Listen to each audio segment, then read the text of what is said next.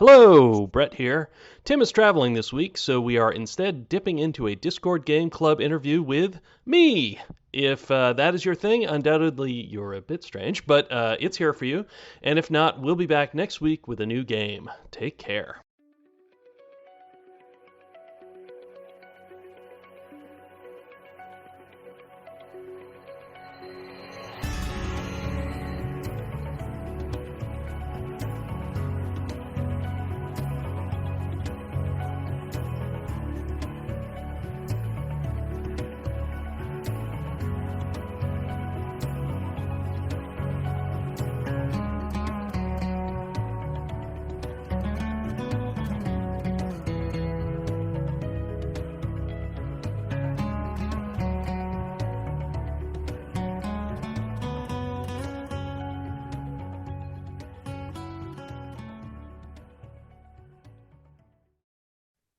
Welcome to DGC Just Rhetoric, a podcast where Nolan and myself interview content creators.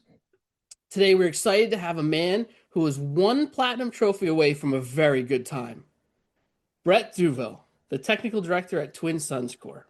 Brett is also co-host of the Dev Game Club podcast. Previously, he was lead programmer for Fallout 4, senior programmer for Fallout 3, and lead systems engineer for Skyrim.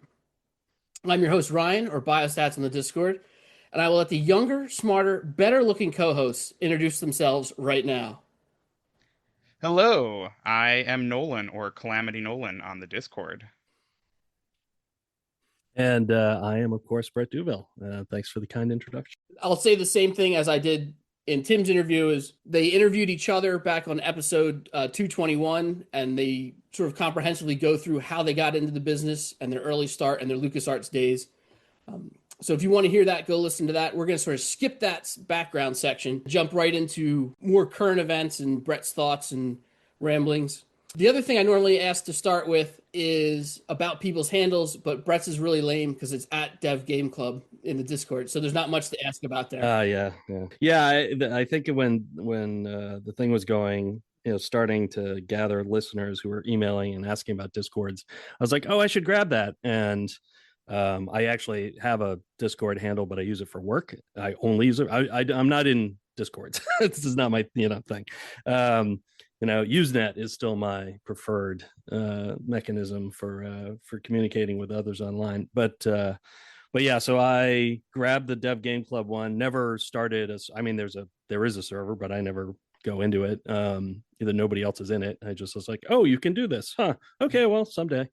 And then just let it go. Yeah. So I am that, and I think I renamed myself on the Discord to be Brett, so that people see my name as Brett. What are your thoughts on computer science as a field?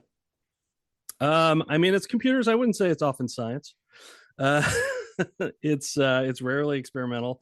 I don't know. I think the term science was added to make it a male-dominated field, probably in the 70s and 80s, so that they could entice a workforce. Because, of course, historically, a lot of the sort of direct coding and entering things into the actual hardware was secretarial work. It was secretarial labor in the time of the space program, for example. And so there was this shift to be like, well, because we need to pay more, because they're in demand, it has to be a man's job, was like the literal thinking of historically. And so it started to be called, rather than just, there was a little bit of calling it engineering at the time, because I think a lot of the, because of the hardware end of things, which was, of course, in rapid development as well. There's this electrical engineers were very common to go into business to make the hardware, which was the sort of male dominated aspect. But in order to turn computer, programming into something that you could justify on a balance sheet somewhere to pay somebody a lot of money for, they had to tot it up a little bit. And so it became computer science, even though there is no real experimentation, and therefore it is not, it doesn't use the scientific method. It is not science. But that's fine. That's quibbling. It's a little hangover, I think, of that age. But the doing of it, I quite enjoy. And honestly, I feel like in games, there's rather more experimenting in development than you would expect. And so it's kind of funny to still feel like I have a science aspect to my life. It's just that the science is what's fun, and lots of experiments to determine that. To put another point on that, that continues today when you get a computer science degree at a university. Bio and I are both, teachers. It's not a Bachelor of Science, it's a Bachelor of Arts. Yep, that's So correct. Yeah. there Yeah. is no, it's not a lot of science in it. But I do like saying I'm a computer scientist. Yeah. I mean, it's nice. And I do wear a lab coat. I was going to say, if you wear a lab coat, it's especially appropriate. My father did wear a pocket protector. My father's also a computer programmer, or he was. He's retired. He's been retired for quite some time. But so I'm a second generation computer programmer. But he did not go to college, so he is not technically a computer scientist. He's just a programmer. But if you have COBOL questions, I can give you his email. Maybe we should talk a little bit then about the different roles you've had as a programmer or computer scientist. So you've worked on a bunch of games as a programmer. Can you tell us some of the different responsibilities for a programmer versus maybe a lead programmer or a technical director? Sure, I can give it a shot. So I mean, as you become more senior as a developer in any field, I mean, you're basically, it's a question of how much responsibility, how much rope you can be given. And when you start out as an associate, it's very little rope. It's like, well, I'll do these kind of small boxed in tasks, like fill in this node or whatever into the AI system so that this thing can have this behavior, or solve this small interaction problem, or whatever it is. Write this part of this tool. And as you move kind of further up in seniority, you tend to take over broader swaths of things. And when you're a sort of senior engineer, you'll typically be doing whole systems, whole architectures for systems, and how those systems interact with other systems. At any point in games, of course, you're always having to communicate with other departments, or I like to think of engineering in games as sort of a very client focused job, and so or customer focused job, and our customers are often designers, if you're a gameplay programmer, or they are artists often if you're sort of a graphics programmer. I mean, there's lots of different specializations now, so there's lots of different types of clients. But and when I was a systems lead, our clients were partly just other engineers, because they were using these systems that we were responsible for, that were more core and closer to the sort of metal of the machine. As a lead, you are setting the direction of what problems need to be solved, and sort of allocating out resources, both to solve the problem, but also sometimes the hardware resources that you're going to kind of allow those things to fit in, to understand the sort of conceptually how this is all actually going to run. It's almost, you're almost walking up the same sort of abstraction level that you would do in problems. Is like, well, now I'm actually thinking about sort of big pieces of code, but I'm not actually thinking about the details of that code. I'm thinking about all these different pieces that fit together. So I'm thinking as a lead typically as like, well, we're going to need a system that does this thing. I actually don't know anything about how that's going to work. I just know that we're going to need it, and it's going to need to communicate with this thing. And, relatively speaking, they're going to have this much, I don't know, CPU or whatever other resource to do those sorts of things. So a lead graphics engineer will typically do that and be like, well, we're going to have this kind of shader pipeline, and when I was coming up, it was mostly about things like polygon counts or how much texture memory things could be. That's kind of less of an issue these days, and more about shader complexity or whatever. But it's always like making those kind of determinations on kind of a grander scale of how to solve this really big problem, because whenever you're working on something large like a AAA game, then you are kind of fitting together just huge amounts of code often, and just solving many, many, many, many problems that are both authoring problems, but also runtime problems, support problems later sometimes, and so you've kind of got to think about it in a much more holistic sort of way of thinking. And then as a technical director, it's even though I'm a technical director who codes every day, which is because we're in a small team, small company, you're more responsible for setting overall direction over the course of many projects and making decisions and thinking like, okay, choices I make now, do I want to, how much do I want to think now about what's going to happen in the future? What kind of trade-offs are we willing to make there? Certainly as a small shop, working with Tim at Twin Sons, it's like, no, let's get this thing done. And a lot of what I choose to do is there is like, okay, well, if this is successful, we'll get to make another one. But if it's not, it won't, a lot of architectural decisions won't have made a lot of sense. So we'd rather just get more things on the screen. We're very screen focused. So anyway, that's the kind of general vibe. You climb the abstraction layer as you climb kind of the hierarchy of, roles in development. Prefer to be in or enjoy more? It's kind of been an interesting thing over the course of my career is before I even got into the industry, like, people know that I read a lot. I had a liberal arts undergraduate degree. And I think that served me really well. And when I started programming in the industry, I was really very focused on, just doing solving the problems. I mean, I started as a senior developer, which was, we were talking about,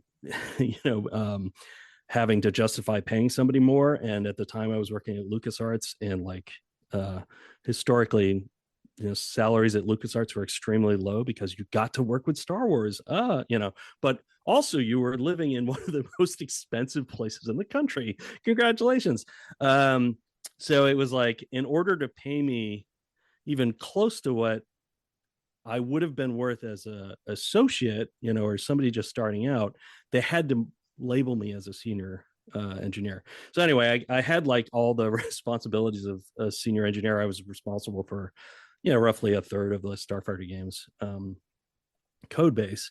And, and so when I started, it was very much like, I love the coding. I'm learning so much. I had great engineers around me, Andrew Kermsey and Chris Corey, who were the other 2/3. I mean, there were other engineers who worked on that game, but really the three of us wrote kind of the whole game and the systems. But yeah, then, I kind of learned to, I became interested in being a lead on the next one, which was Jedi Starfighter, because I knew the code really well.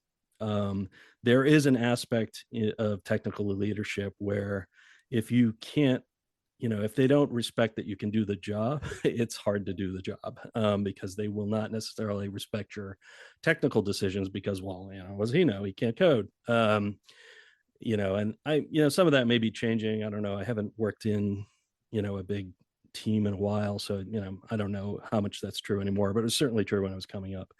But I really loved that job. And part of that was that sort of level of abstraction and thinking about what problems we should be solving and kind of keeping kind of a higher view of things. I was still coding a ton.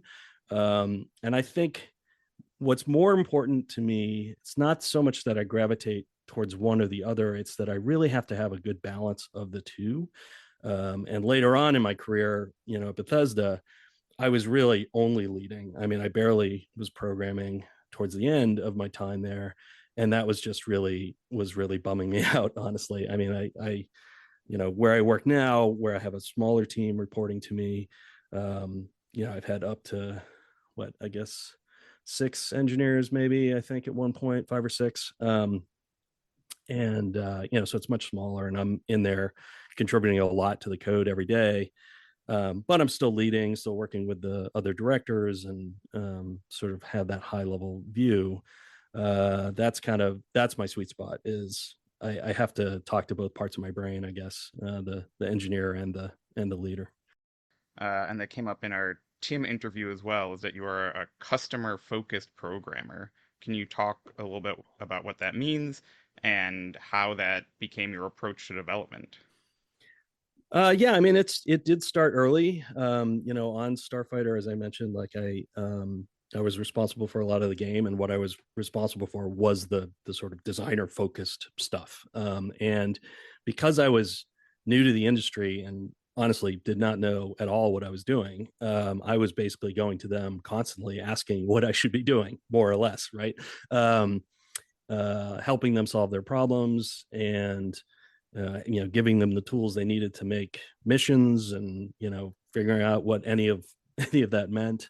And working in frameworks that Chris Corey I mentioned, who had provided, um, and just trying to spend time literally every day. I mean, I used to do what I called LD days, level designer days, where I would go and each day spend. I think we had it like scheduled originally for like an hour every day, where I just literally sit and talk with them about, what are you doing right now, trying to build fun, and how's that going, and what's in the way. And if they didn't have anything to talk about, sometimes I would just kind of hang out and watch. I just like sit behind them for half an hour and just see like, oh look, they open these dialogue boxes again and again and again, and there's no way to organize them well, or and just whatever. I would just notice things. And the other thing that would happen would be I'd notice common problems because I was meeting with a different level designer every day that they had. And so I became customer focused partly out of necessity, because I'm not sure I would have known how to approach my job otherwise. I mean, I was also responsible for like the flight models and things like that, and that was actually much more like, oh, okay, I just got to kind of put it in and see if it's kind of fun to do, fun to fly, but without working up against the other people that I collaborated with, it was very difficult to like know if it was really satisfying, what their needs were. I mean, we've gotten even more collaborative in that way over time, but that's kind of how I started, and it made me reflect at the time that most games are not really set apart by their technology. Even though those first couple of games and the one that I worked on at LucasArts that didn't ship all had kind of their own engines that had been written at LucasArts. Those were actually phasing out. We had some projects in development that were using other tech like Galactic Battlegrounds, which was using the Age of Empires engine, and then there had been like this history of Scum games, and those of course all ran on one engine. And of course at that time you also had the Quake engine was being licensed, Unreal was licensed. Unreal is kind of won that war over the time, but at the time there was a lot of like competition there. And I was kind of reflecting at the time that if technology was not the thing that was actually distinguishing the products, then what you needed to do was find a way to make technology serve the interests of whatever was going to sell the product, which in the case of LucasArts games was often the writing and the humor. If it was one of the sort of story adventure games, it was the Star Wars, and so some of the spectacle and graphics, but also just the experience of being in that universe. So the kind of the goal for me was like, okay, well, I need to jump in with those people who are going to actually make the thing distinguish itself in this way, because I'm not the world's greatest programmer. I'm not going to come up with something that they're going to name after me, and that people are going to know about in 20 years, like, oh, Duville's such and such, like Carmack's Reverse or whatever. There isn't going to be one of those. So what my legacy instead will have to be is enabling others to really do what they do, and do that efficiently, effectively, and make it really a pleasure to work with engineers, which hasn't historically been a thing. So that was another big part of it, was just making sure I was spending time with the people I thought of as my customers. They're going to be using my code, and they're at the time, the level designers were kind of the last people in the chain to put all the fun together. So let's make them as effective as they can be, to try to do that. And, got better with that over time, I guess.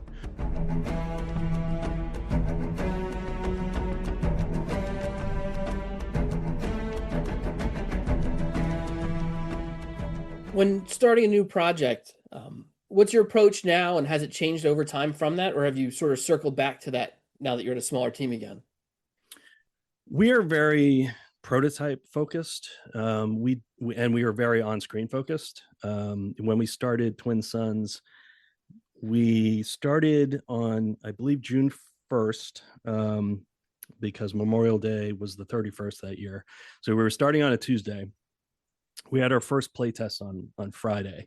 And and it had a feature of the game, that is core to the game, that's still in that game. So, we are extremely, I mean, Tim had said, well, I want to try to get something on screen that we can play this week. And I took that seriously. And so we did. There wasn't much to it, but it had one element, like I said, that persisted through and was known to be a thing that we were gonna try. And then it had just some sort of Unreal basics, because we work with the Unreal Engine. I would say we're even more prototype and on-screen focused now than I was, even back at the beginning in Starfighter, because I can remember in the first, I don't know, several months, we really didn't have anything because we were writing everything from scratch. I think we didn't have a big enough team yet to even, like, we didn't have any way to put stuff into anything that was even resembling a game. We were still talking about what that game was going to be. We had a graphics engineer and myself and a third engineer who was a gameplay programmer, who actually was soon left the company. I can't remember what he had been granted shares in something that had took off, and this guy suddenly became rich overnight. He's like, well, I'm not going to work again. So he just kind of left the games industry. I can't remember his name now, but I'm sure it'll come to me. So at that point, like, I was writing stuff, and I was just like writing little applications, testing out, basically experimenting for myself of like, well, how would I, like, you got to remember, like, I've never written anything resembling a game at that point. I would say I didn't even really understand how to write code for, to integrate with anybody else at the time. And so a lot of the collaborative nature of what we do, I was learning, as I kind of talked about before. So I was trying to figure out, how do you do this? And it took a while before we actually started to get things on screen. But even then, I mean, it was just really, really slow going at the start. So I ended up doing a lot of collaboration early on that was very design focused, and talking with, we were kind of slowly getting people onto that project, what would become Starfighter. And so I was just doing things with, like, Wayne Klein, who was what we called a production manager. We didn't have producers at LucasArts. We had production managers and production assistants. They had less power. I think that was kind of the point, was to, like, have the creatives run the show, and which worked fine early on, but I think over time was a little tougher, and was a source of growing pains for LucasArts, I think, as teams got bigger. I would team up with Wayne, for example, to think about story ideas for this game. So it's just like, what are we going to do? Where it's like, it has to have things that are in the movie. We didn't know much about the movie at that time, because we were ways out from Phantom Menace. We could only see the ships that we were going to actually use. So I guess we saw the Naboo Starfighter, and but I didn't see it because I was a programmer. I was like, well, you don't need to see it. I mean, it was wild. But we were trying to figure out, how to make these things. And nowadays it's like, well, because we're not writing an engine from scratch from the ground up, I can actually get in and start writing gameplay stuff on day one. Like I said, it's very focused immediately on that. And I think some of that I did kind of draw from Bethesda experience, in that, Bethesda has an established code base they've been using for a long time, an established tool set, and they can kind of get in and start writing quests or systems or whatever, from day one. And often they have an artist who's been working on what the world's going to look like, for several years before the bulk of the team shifts over. Typically the lead artist, Istvan Peli for Fallout, for example, or I guess it's Matt Carafano who does the Elder Scrolls stuff. They'll work on that stuff for for all the time that the rest of the team is working on Skyrim. So we were all working on Skyrim. Istvan was off just figuring out what Fallout 4 was going to look like, what the color palette was going to be, and what the locations were that he wanted to capture, and all of that stuff, and what the just what the sort of gimmickry of the game would look like. Doing all that kind of in a vacuum, talking with Todd, of course, but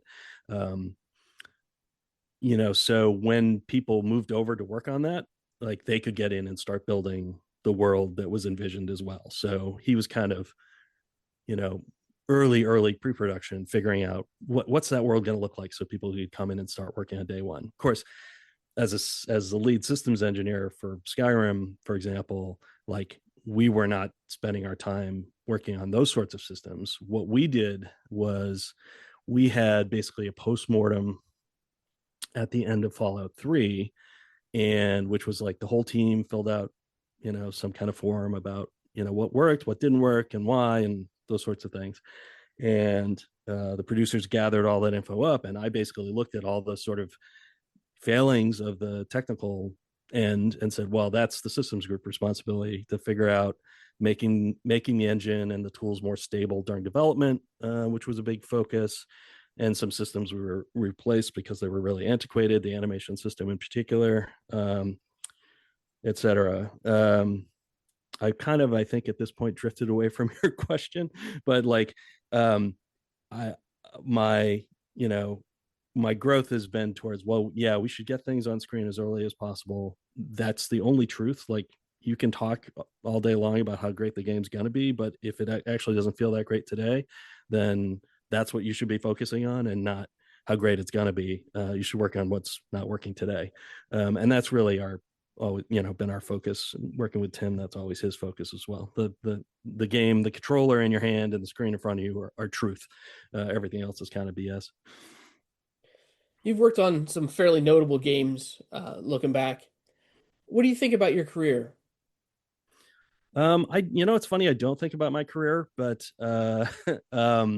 but I do feel really humbled to think, how many people will have played something like Skyrim, in particular.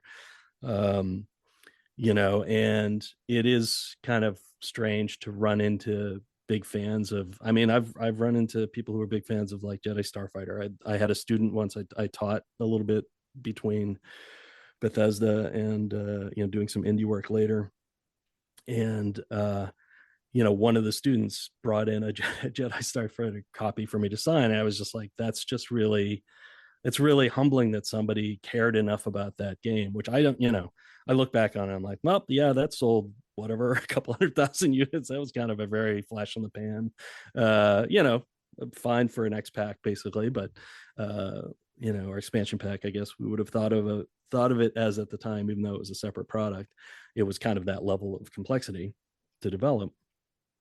But that really touches people, and that is really humbling. And when you have ones that really break through and connect with a lot of people, or find a really passionate audience, that can be that's just one of those things I look back and like, yeah, we did that. How did we do that? Because we don't often even know. I mean, I can remember, maybe the June or so before Skyrim came out. So, 5-6 months out. I had no sense of whether that was a good game. And like, I played it every day. I always had a save game going. One of the things I do often with something that's going to ship on a console is I leave it running overnight as much as I possibly can, because that's a technical requirement to be able to run 24 hours or something like that without a crash. So I'm always just leaving a game just sitting there idling, so yeah, I had, save files that had, hundreds of hours. And at that point you have no sense anymore. Like, I remember at the end of Republic Commando, it was the same thing. I could play the whole Republic Commando campaign in a matter of like an hour and a half or 2 hours, and you feel like, oh man, this game's way too short, or whatever. Never felt that with Skyrim. but you kind of lose track while you're in development of like, is it any good? Is this going to connect with anybody? It's a miracle that they even come out sometimes. It feels like, because they're so hard to drag over the finish line, especially big ones like Skyrim or the Fallout games, that you lose track of like somebody's going to sit down and have a lot of fun with that. Even as a person who plays games, and does the same thing where I sit down and play a game and I try to detach from like the trouble they probably went through to get their own thing on screen. I do have that like um I'm just detached from my own work in that way, that I don't see the player on the other side of the equation of getting it out. And in fact, I don't want to look at the game again. Typically, I mean, it had been a long time since we had looked at Republic Commando when we played it for the cast. And it's wild. I mean, I've never played one of the games I worked at Bethesda on, except for some DLC that I had not seen of Fallout 3, which was the game I sort of worked on the least in my time there. I was kind of a closer. Anyway, so I definitely, it's just very, very humbling to see people get a lot of enjoyment out of something you've created. I mean, it's, it's not how I motivate myself every day to do the work. I do the work to work with other people on these things. I actually don't really think about the player all that much. It's not really my responsibility to think about the player in that way. I mean, we play the games and we're trying to make the game fun for us, typically. And, we hope that that's going to resonate. But it's very easy to forget that it's going to come out and be in a box somewhere, and somebody's going to pick up that box and put the disc in, or download it, I guess, these days. And get something out of it. Tim Schafer talked about in the Psychonauts 2 documentary, it was in the final party, so it was probably in the last episode, when Psychonauts 2 had come out. And he said, "Congratulations, you made somebody's favorite game today." And and that's a really powerful thing, considering how much time I spend playing games. It's like, to have made somebody's favorite thing, even one person's favorite thing, it's just really humbling. So yeah, it's a remarkable thing. I mean, I can't imagine not being in a creative field for that reason. Can you tell us about the transition from AAA to indie, which I believe was over a decade ago for you at this point? What sort of factors went into that decision? Would you ever go back to AAA? What? Yeah. Well, I mean, so we sort of are intending sort of AAA, punching above our weight at Twin Suns. I don't know if we're quite there yet, and the industry has been having trouble. Yeah, it's been over a decade since I left Bethesda, though I didn't work in industry again for a while. I mean, I guess technically I helped a friend out with a project, maybe, I don't know, 6 months or something after I left Bethesda. I mean, I left AAA more out of burnout than anything else. I had worked on Skyrim. I mean, that hadn't really been super exhausting for me. There was a period at the end that was very crunchy, but it wasn't horrendous. In fact, Fallout 3, I think, was more exhausting for me, because I'd done maybe 5 or 6 months on that project, and they were, a lot of hours every week, that the whole time. So that was really tiring. And Skyrim actually we were in a little bit better shape. And some of the bets I had made early on had paid off and made it easier to ship the game in some ways. Not always, not everything, but most of it worked out pretty well. So I transitioned to Fallout 4, and where I was the overall lead programmer for those first couple of years, basically all pre-production.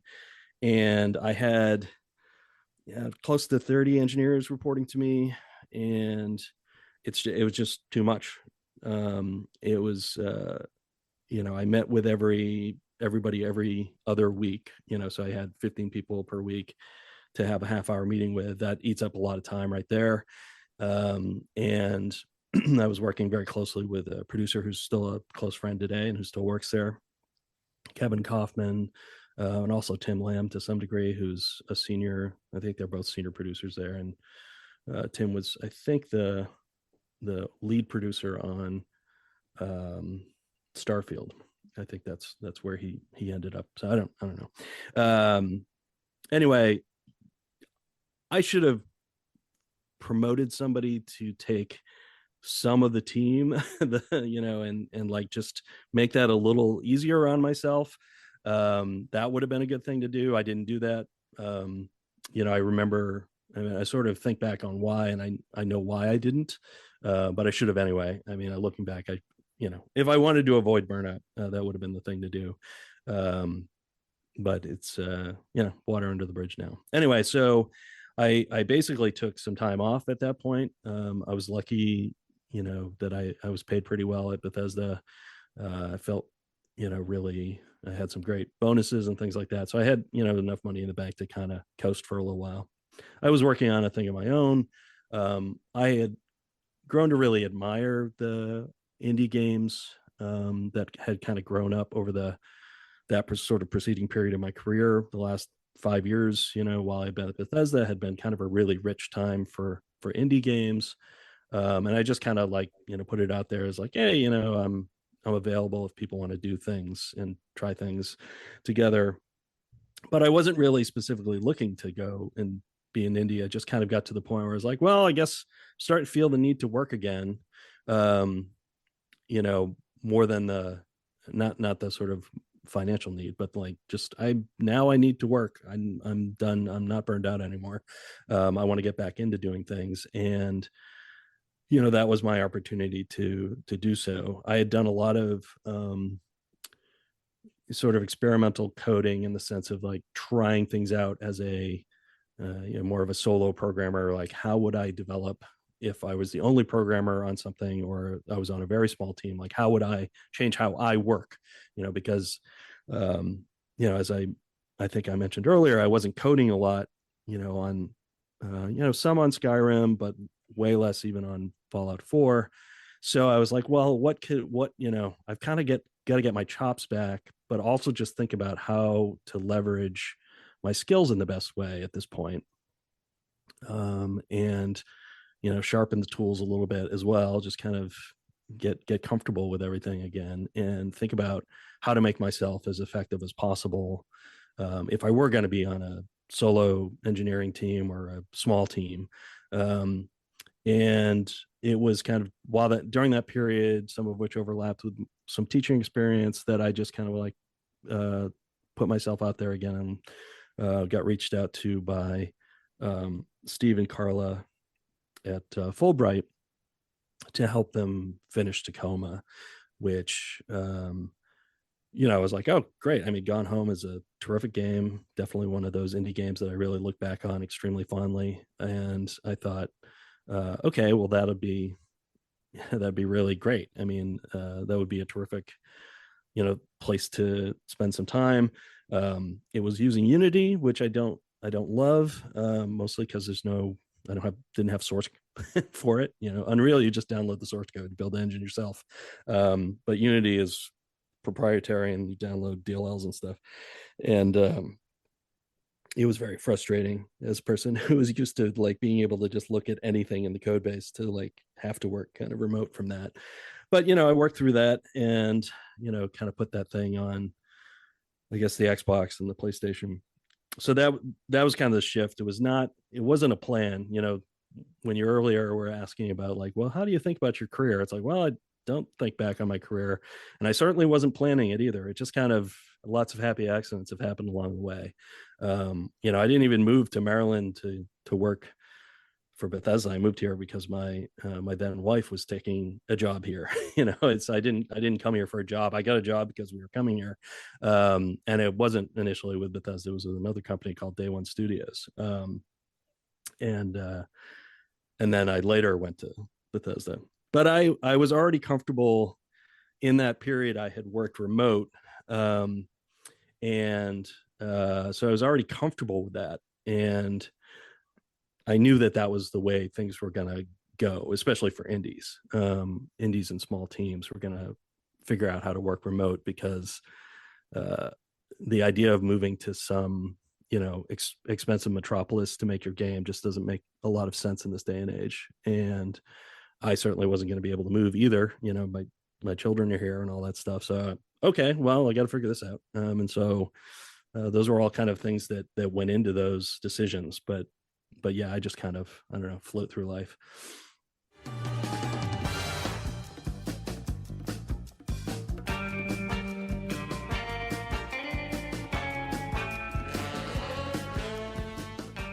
Sort of get your perspective on the current state of the games industry. Do you feel burnout or defeated when we're constantly hearing about layoffs and mergers? I do a little bit, to be honest. I mean, it doesn't burn me out in terms of my work. It more just, it frustrates me. I read a piece, just the other day, not about our industry. I think it was about television and film, and it was, I think it was on Defector, and it was about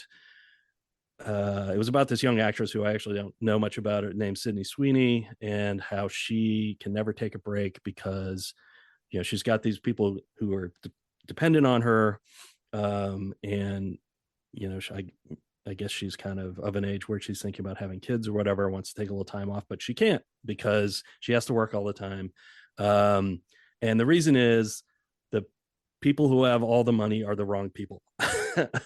Which is to say, it's all concentrated in the hands of capitalists, right?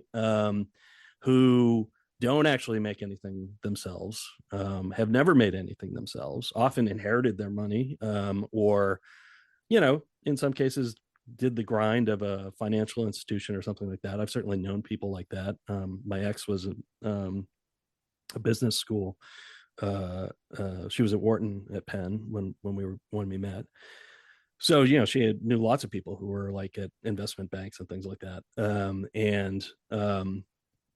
Those people worked very, very hard, but like they're all just kind of like really just BS jobs, as David Graeber put it. It's a whole great book about that. But just like if these people didn't do this, civilization would go on and still figure out how to make things. And like we did it for a long time before great financial instruments existed, and we'll continue to do it a long time after, I would expect.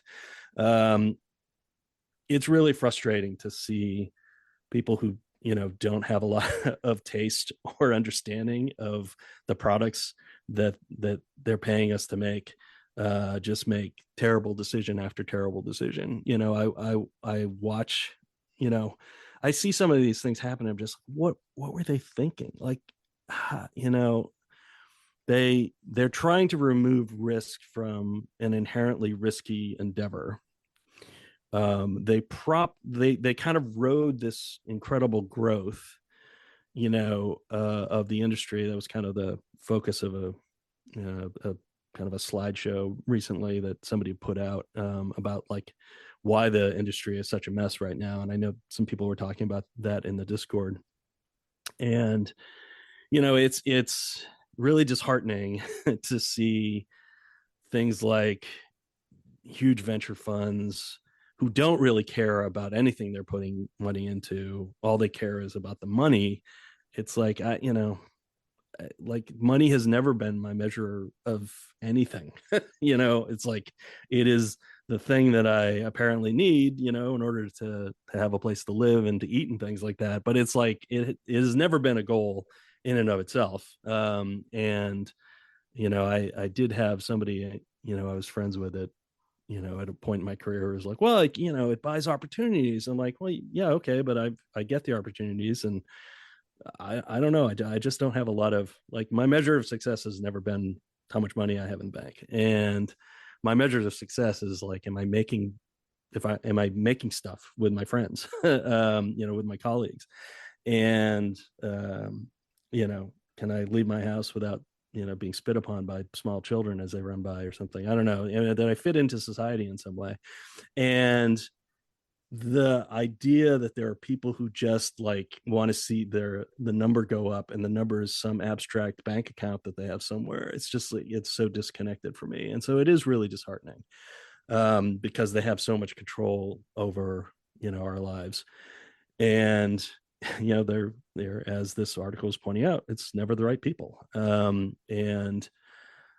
I recently, this is maybe going to a kind of a dark place, but I recently read this book about the rise of Nazism in Germany, and it was kind of like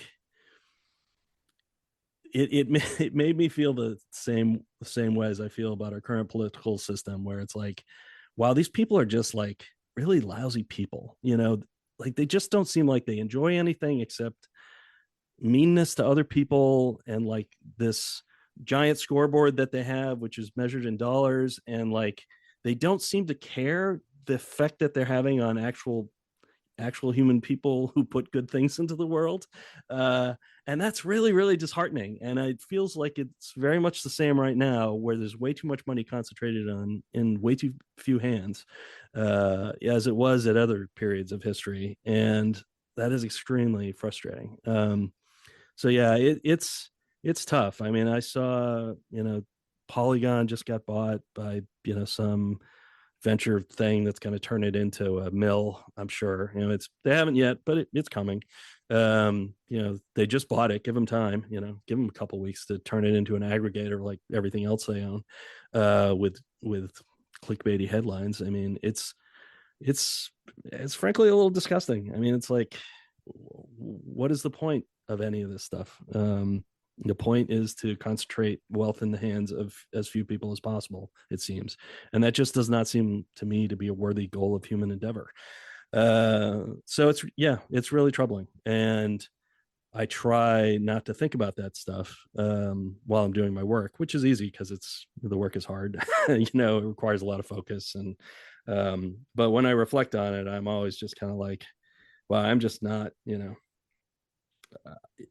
the structures that hold us and allow us to do these things are really bad structures, and they don't have to be this way. David Graeber, who I already mentioned, and he's just on my mind a lot lately because of a podcast I listen to where one of the hosts is a big fan. He talks about how the world we have is the world we make. We didn't have to make the world this way, and we could make a different world.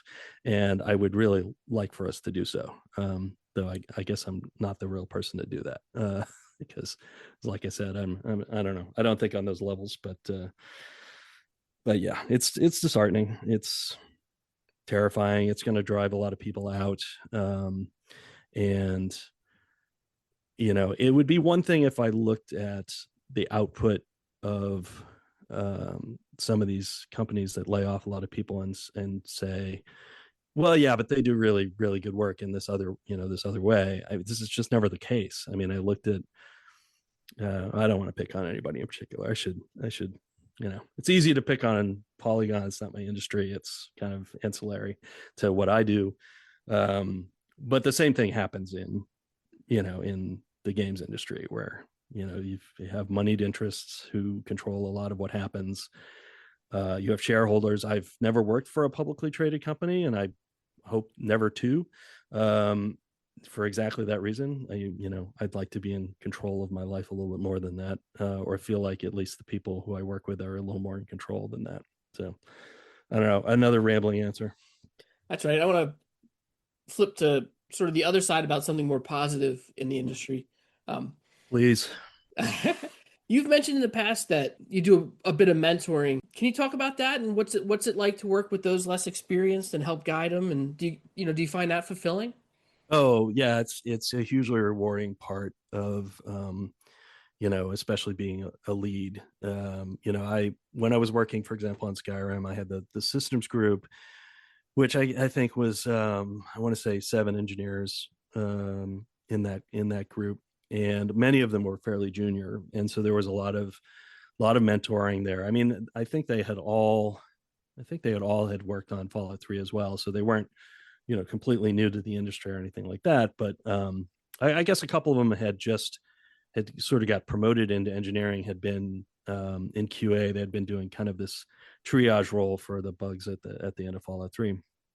So there were a couple who were really quite new, and the experience of like spending time with someone and just sort of seeing the lights go on about different things, even if they're not the same things you find interesting or exciting. Like, I'm not a guy who's really interested in working on tools most of the time, but I had somebody who worked with me who was really talented at working on sort of the art pipelines and things like that, in the systems group.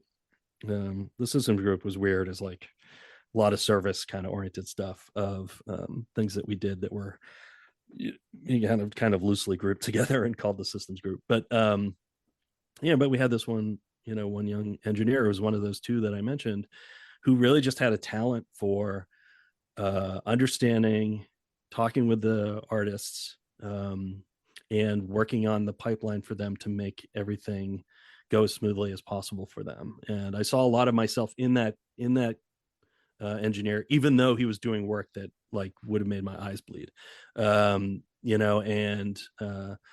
that's really exciting and fun, and it's always also really great to be able to take some of your experience and show someone how you bring the things that to bear, on problems. I've worked with more recently, I worked with somebody at Twin Suns who had a lot of experience. So he was, not new to programming or anything like that. He was a senior engineer under me, but didn't have a lot of certain types of experience, and just kind of diving in and writing something in a different programming language than we used every day.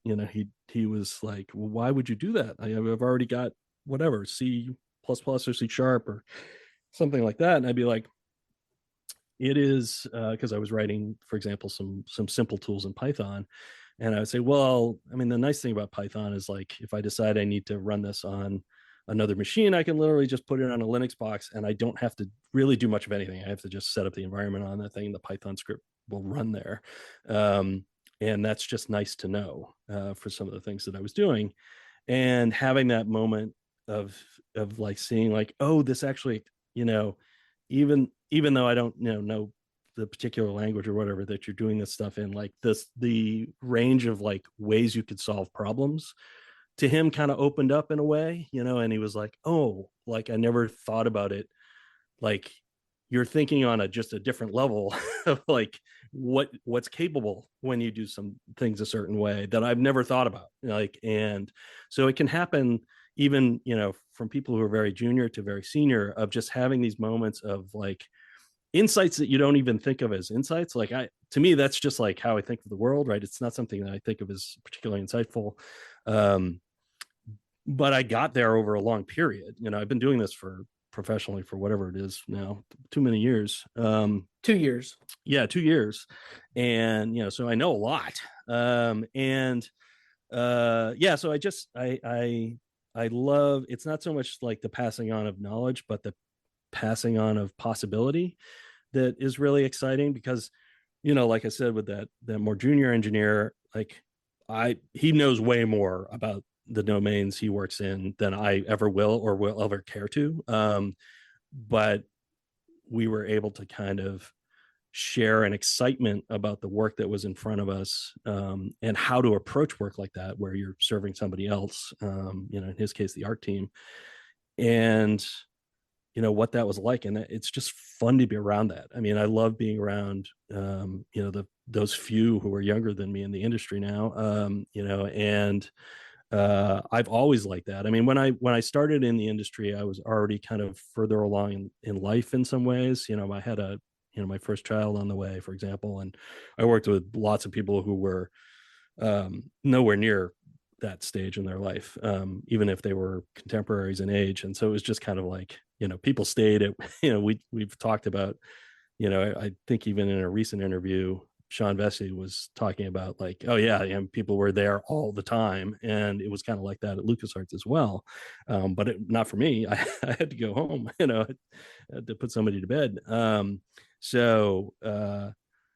always kind of worked with people in earlier phases in their life, even if they weren't necessarily younger than I was. And that's energizing too. And those sorts of things are really a wonderful part of being in the industry. Is everybody brings such creative excitement to what they do. All the best people The real burnouts are the ones who like don't really, I mean, who really are just doing it for a paycheck at a certain point. Like I'll never understand. I mean, certainly as an engineer, you can probably do better in some other field if all you're going to do is take home a paycheck. For me, it's always about, the excitement of figuring out how to make, something fun, or to help somebody else make something fun.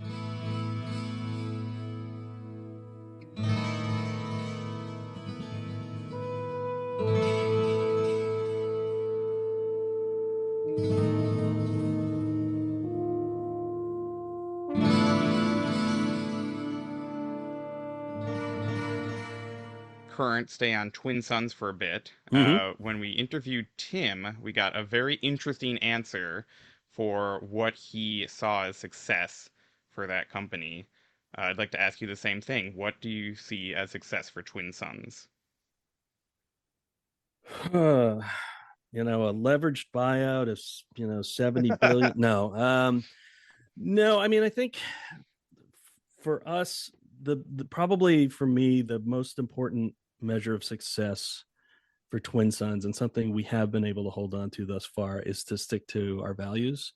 If you go to the Twin Suns website, they're like on the homepage, the about page or whatever, right there, front and center is like our 5 things that we value. It's like, people above everything else is the first one, and that is and has been a guiding principle. There are times when truth and honesty, I think, is the second one, and I'm doing this kind of off the top of my head, and I'm not at my work desk where I actually have these like on a little sticky thing taped to my monitor. That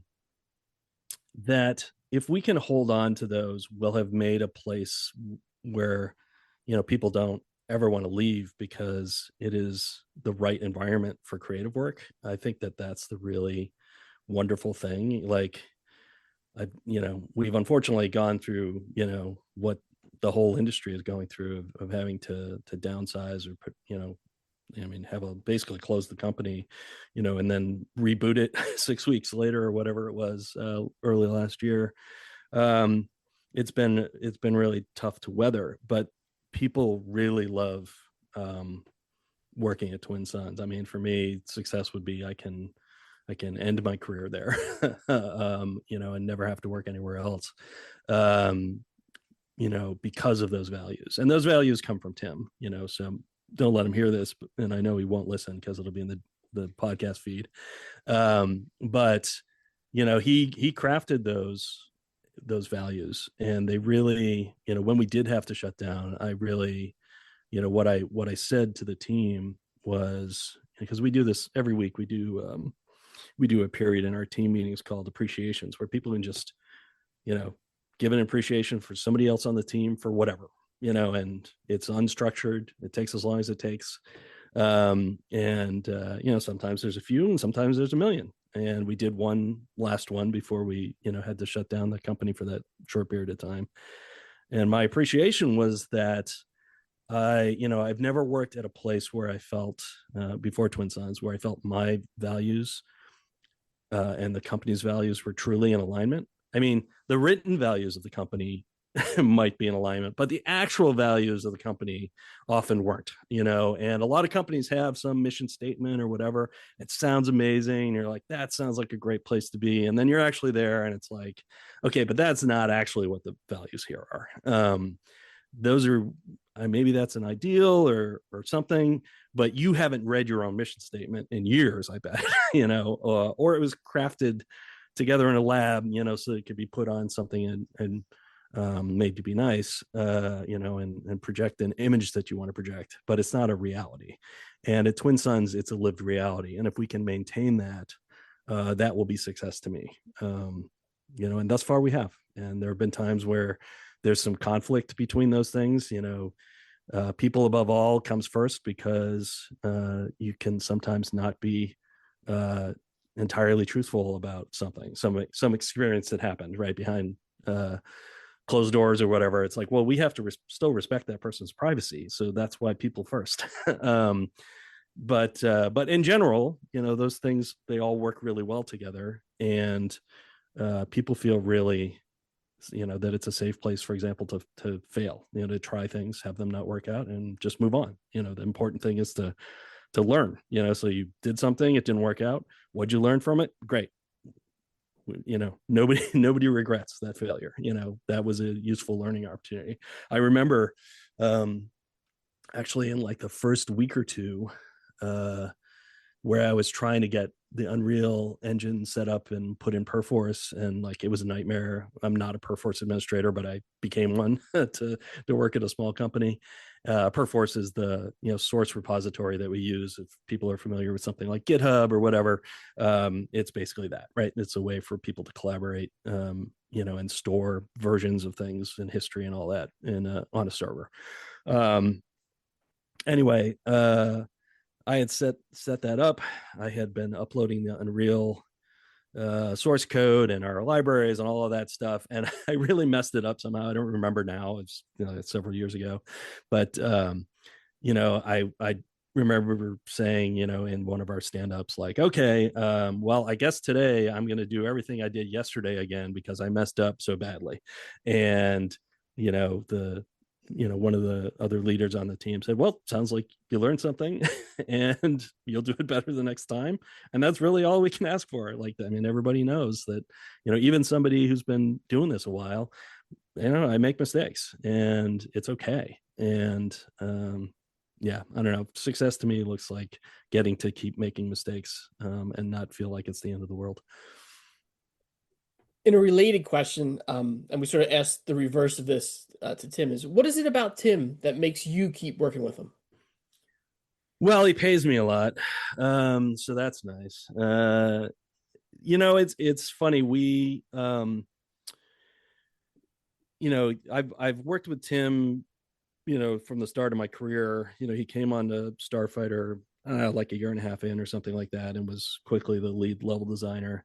And what I found is that he's somebody I find it really easy to communicate about problems with. We find a way to speak I don't know, not necessarily the same language, but we can at least understand each other's perspectives pretty well. And that's really rewarding in a creative partnership. There was that novel of, I don't know, maybe 2-3 years ago now, called Tomorrow and Tomorrow and Tomorrow, which was about these game developers. And there was there's 2 game developers, and they were very good creative partners. And I felt, some recognition in that when I was reading that. That we have different areas of expertise, but I really trust that Tim can do his thing, and he'll make the right decisions. I trust him tons, as far as all that goes, and sort of the direction, creative and business, sort of leadership and company direction. And I also know that when it comes to things that are in my sphere, he's gonna let me drive that stuff, and we have just tons of mutual respect in that way, that we can just cede a ton of ownership of things to each other. Also, I remember where all his skeletons are buried, so I got that going for me, and I'd have to learn all that with somebody new, so who wants that? So there are sort of 2 things that Tim mentioned in in our interview of him, and I wanted to get your thoughts or opinions on them. The first is that Tim was sort of stated that you guys don't use design documents at Twin Suns unless they're for personal use. Does this make things easier, harder, or sort of both? It's actually way easier because if you're not going to rely on some document, then you're just going to talk to the person who would have written that document, and you're going to come up with a plan of attack. One of the things I saw happen a lot with design documents at other places I've worked, is that like they become like implement it this way, and for an engineer, it's like, what, if you're going to solve all the problems, why don't you just write the code, and design docs that are like that, like, oh, we need a system that has these variables in it and this XYZ and whatever, feels like, I don't know.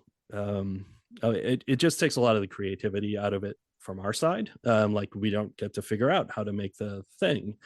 Yeah, I mean, there's a place for that. Certainly, there's times where it's like, no, I literally just need this thing, and I just don't know how to make that happen. But in general, it's like I'm making a system for you that's to help you make fun, for a player somewhere, and let's figure that out and work together. And between the two of us, we'll probably come up with something better than just whatever sprung out of your head.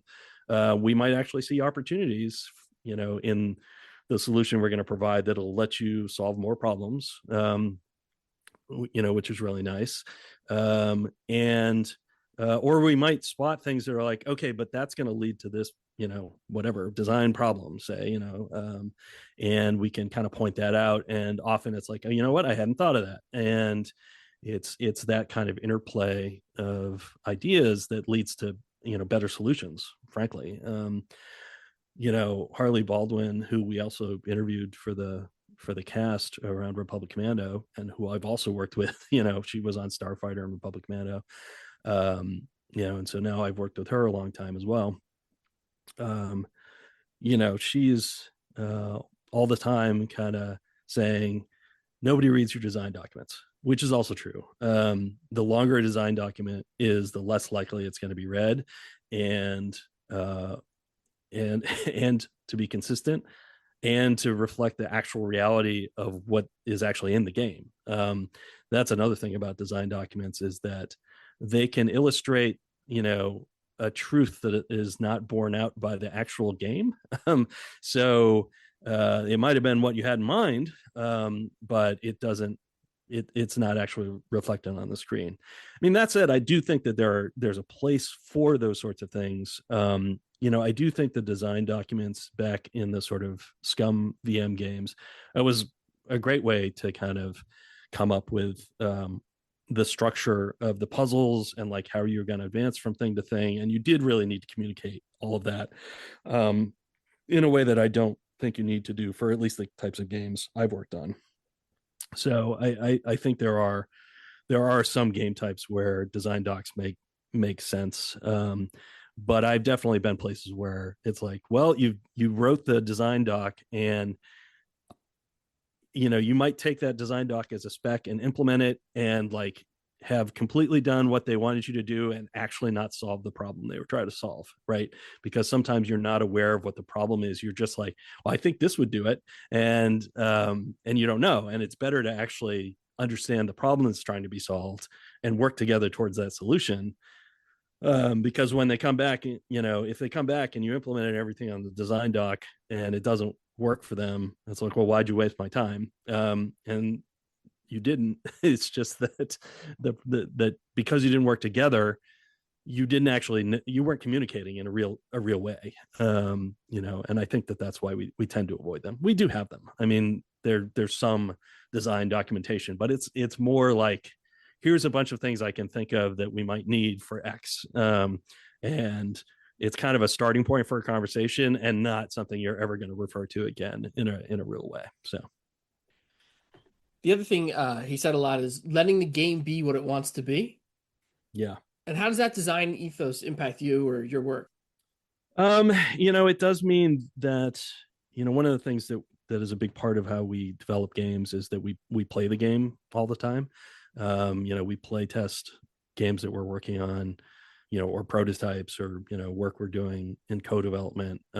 We play it constantly to the point where other teams we've worked with are kind of like surprised, how much that we spend this much time of the whole team. I mean, typically we get together if we're working on something that has a multiplayer aspect. Obviously it's easy to kind of play the game together, but if we're not, if it's a single player thing, then it's like, oh, okay, well, we'll sit down and we'll watch somebody play it, and it'll be a different person every time. And we like talk about that experience and like what we're seeing. We're asking that person sometimes to, okay, just talk through what's going on in your head while we do it. I feel like I got away from the question there.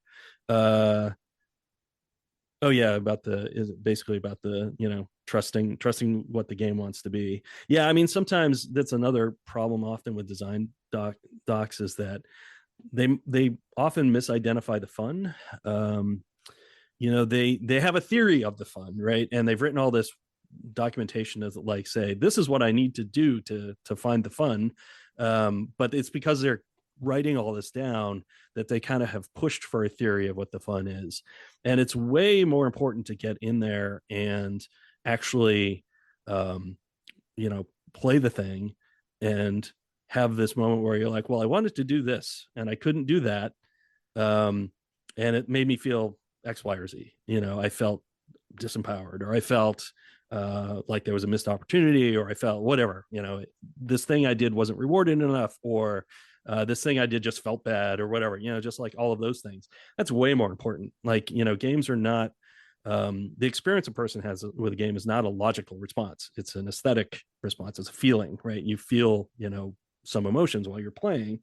And it's, you know, you might try to massage what you've got, into getting different feelings, but you can only do that by actually playing the thing and saying, well, I'm feeling these things. What are the mechanics that are leading to those feelings? I did that actually as a design experiment in a sort of from the other direction, from criticism at when I taught a bit, where we played two games that were about war.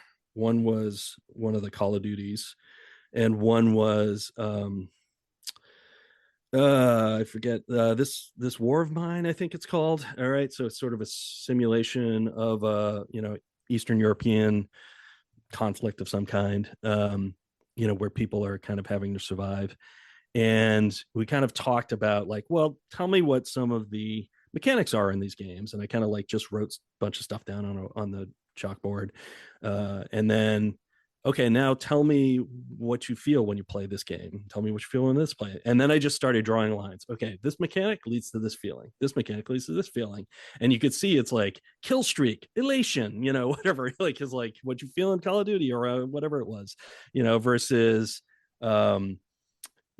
regret or fear or whatever that this War of Mine was engendering. It's like, well, that's happening because of this mechanical thing of like, oh, you never have enough, or whatever, constraint of resources or something like that. So the game becoming what it wants to be, you're trying to guide it to a particular emotional experience, but you can only get there by responding to what's in it, to see if you're achieving that. Or at least that's been our experience. I think it's sort of fascinating that you're talking about this emotional piece of your game dev, which I think we as players don't always think about.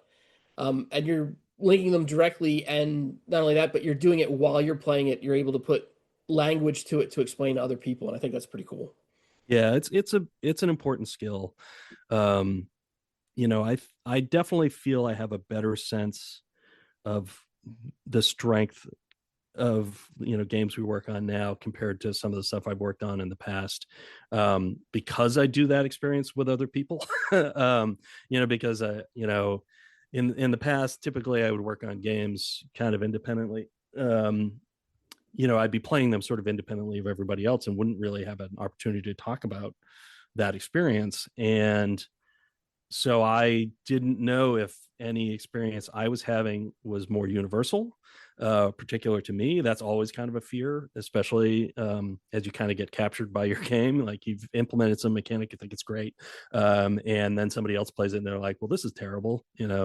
Why can't I do X, Y, Z? And so it's really important to have those experiences together.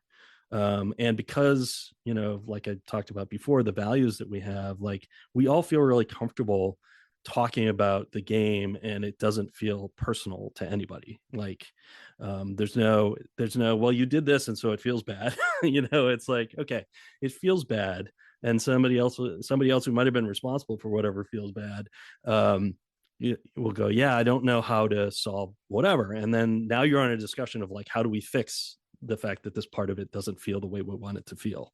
I say feels bad. It's not it's more like it's not achieving what I expected that moment to achieve, or I'd like that moment to achieve.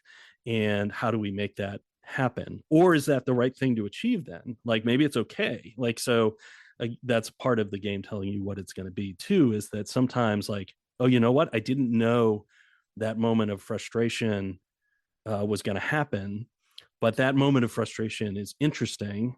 Sometimes we talk about that on the podcast of like a game having interesting friction. It's like, oh, that little moment is actually, it's really important that be that way. We would have never guessed that. Like you wouldn't have put that in deliberately, but now it's there and we're like, oh, okay, that's actually an opportunity. What do we do? So it can manifest in lots of sorts of ways.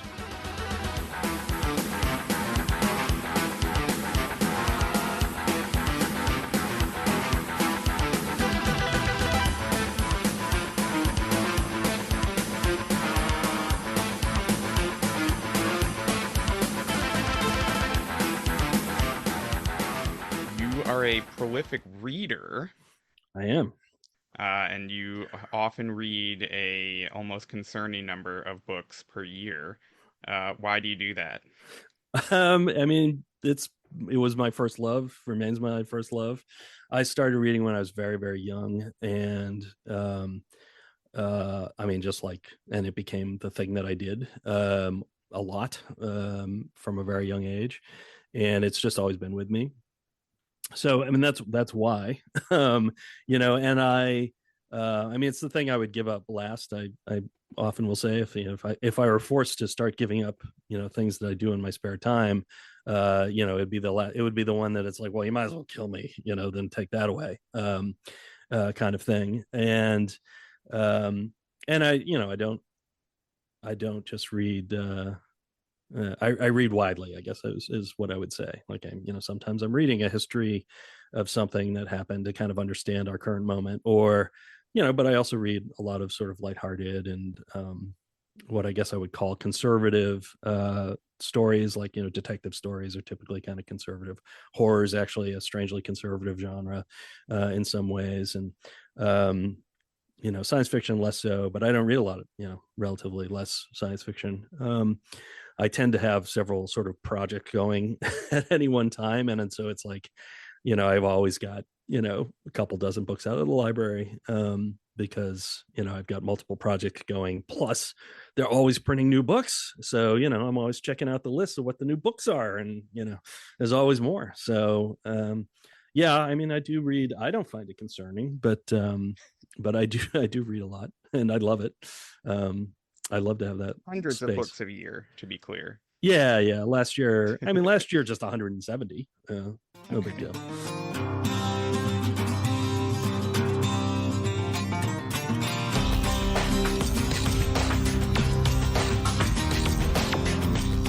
We have some questions we've sourced from the Discord. Let's start with Ben from Dragoon Effect. Okay, Ben from Iowa. Yep. Did you ever meet George Lucas? I never did meet George Lucas. I will say, though, Dave Collins, who we interviewed on the cast, went for Halloween one year to the ILM party as George Lucas. He looked amazingly like him. And it was just like meeting George Lucas. That was phenomenal. We were, it was actually funny. We were told George is a remarkably not only private but somewhat awkward person. Like he's very introverted, and he typically would have like his people around him. So if it was a LucasArts exclusive party that he was coming to, we were like told, do not approach George. And I do remember once there was somebody who was leaving. I don't know why he was let to come to this party, but he had already announced he was departing, and he followed George around and gave him an earful about what he thought about, I don't know, one of the more recent movies at the time. I mean, he was leaving 2 weeks later. I don't know why he was at that party. So that was an interesting thing. I watched it happen. I was like, I can't believe that happened. And then the other anecdote I can say about, so, typically like the president of LucasArts and like the other VPs or whatever would be around George at the LucasArts parties. And then at a more of the, like the ILM Halloween party or whatever, George would be there, but he'd be surrounded by, film people, Lucasfilm people. And the other story I have is that we were at one of the LucasArts parties once, and Gaurav Mather, who worked on Starfighter and ultimately was working at like Toys for Bob on that like Spyro derived thing, something Landers, but whatever. Uh, he was, I mean, just the nicest guy, most, really kind of a sweet, sweet person as an artist. And he happened to be just like standing talking with a group, with his back out to the room. And he kind of like stepped back to like turn just as George was going by. And so he like bumped George. And so I ended up spreading a rumor just to a few people like, Gaurav totally tripped George. Like he stuck his leg out, and like I just made up this little story around this. And the next day, Gaurav, heard from like 6 different people, like, I heard you tripped George last night. What happened? Um, and so it just got around to him in that way. And finally he came in to talk to me about something. I said, wow, I heard you ran into George last night. He's like, everybody keeps asking me about this. And I just started laughing. It was a very, and I don't know, it's like something you'd see on MASH, which I guess also dates me. But yeah, no, I never met George. Even if you went up to the ranch, you were like, yeah, it's like it's his workplace too, right? So it's, even though he's a famous person, leave him be. And then Ben also had. Do you have a favorite Star Wars film, or did working on the games kill the enjoyment for you? Yeah, I'm not a huge Star Wars fan anymore, for sure. I mean, it's not specifically the games; it's more just I've kind of aged out of it, where it's just not a thing I really think about much. But I mean, if I had to pick a favorite one, it's definitely Empire.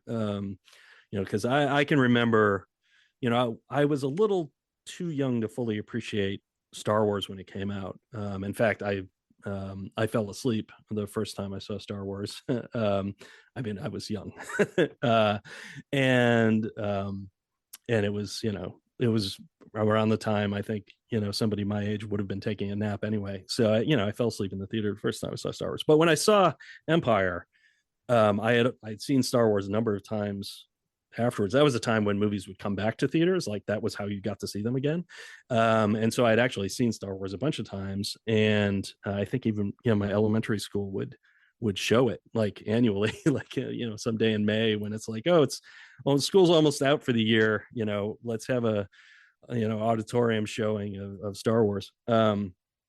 So when Empire came around, like just that moment of the big reveal at the end, it was like, I mean, it just took my breath away. I was just like, oh my god. It entirely hit the way it's meant to hit, and it's an experience I don't think you can really have with those movies anymore, because they're such a part of our culture and all of that. But that really was a wondrous moment, of just like absolutely gutting, so I don't know, that's my favorite. And then his last one was, what game did you enjoy most working on, and why?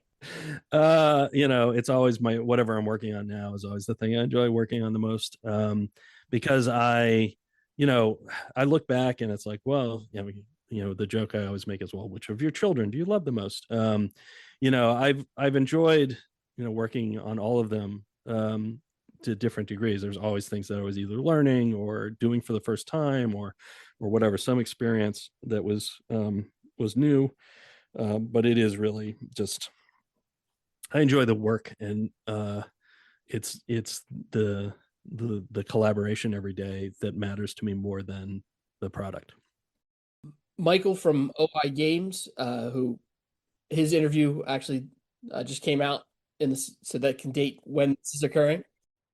Right. When this interview is happening. He said, "How important do you think it is for game developers to play lots of different games like you do with the podcast?" I mean, it depends who you are. I think,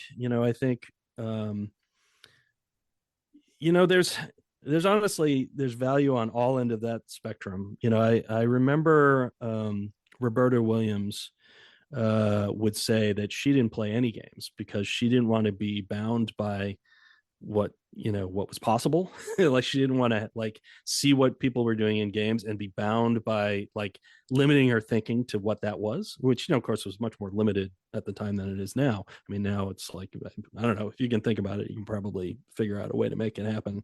So I appreciated that perspective at the time. Actually, it took me a while to appreciate that perspective. I remember at the literal time I heard it, I was like, "That's crazy," but that was because I was a person who played a fair amount of games. Um, I don't think it has a lot of specific value to me as an engineer. It's useful in areas that are not my specialty to know things are possible, I guess, in some ways. So it's like, oh, okay, you can do like this level of graphical fidelity and it'll run just fine. Might be hard to get over that hurdle, but it can be done. So it's nice to have existence proofs for some things. But I think for me, it's more important to be able um, to maintain that sort of level of excitement, and to be excited about making games.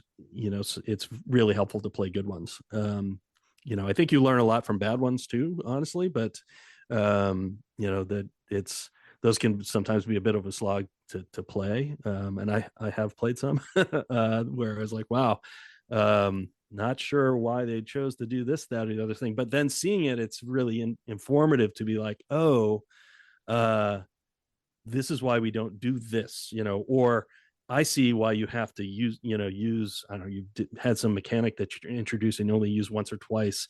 That's like, it's really frustrating for the player to have to spend the time to learn the thing, use the thing effectively, and then never use it again. Like that's a really, spot of frustration. And it's helpful to to play something like that and go, oh, right, that's why we don't do this. Like, you wouldn't necessarily know that because you might just take it as, oh, it's just the way things are done, that it's I don't know, it's an efficiency thing, it's a money thing to actually use mechanics again and again and again. Well, no, it's not just that. I mean, that can be part of it these days. So it is, I think, helpful, especially for designers, to do so. But I do think that it's very limiting to only do that. I think it's really important uh, to have things that you're passionate about that are not games. And some of the greatest luminaries of our field take ideas from things that have nothing to do with games. I mean, Miyamoto is the classic example of like, well, this is from my sense of exploration as a kid in Zelda, or cleaning up some river or something. I mean, he just has all these anecdotes of like things that happened. And I think that's also really, really, really important and vital. Gardening with Pikmin. I know Nolan's a big Pikmin fan, so I know that came from his sense of gardening, and I think that's really important. And it's really important for artists as well, to have different inputs. As a person who like has been trying to learn to draw over the last basically a year and a half or so now, it's really valuable to see lots of different ways that art expresses itself, outside of video games, especially. I mean, I'm not learning to draw because I ever expect to use it in a game. It's more I just enjoy it. But for an artist, I'm seeing the same thing when I encounter artists that I haven't seen before, or haven't seen much of. It just like opens up my brain to things that I could try. Like, I didn't know you could try something like that. It's just wild. And so I think it's important both to experience some amount of games, to do that, but also it's even more important, I think, to have lots of interesting grist to go into the creative mill. Our last question is from Kaon. Hey, Kaon. From Kaon, noted huge nerd Kaon. And Mega Man player. Yes, and Mega Man player, speedrunner. The podcast often glosses over some of the more technical details. For the interested listeners, do you have an example of a particularly difficult technical achievement you overcame that you can share? Particularly difficult. I mean, some of them are hard to like describe because it was just a grueling long slog to get it there. I mean, making Skyrim run in memory on the PS3 with its split memory architecture, it was a challenge. But like, there's no interesting part of that. It's like we just found lots of ways, A, to save memory, and B, to find ways to move things back and forth into some of the video memory. It's like, not that interesting to talk about. There was once a challenge we had with, we probably talked about this on the Republic Commando episode,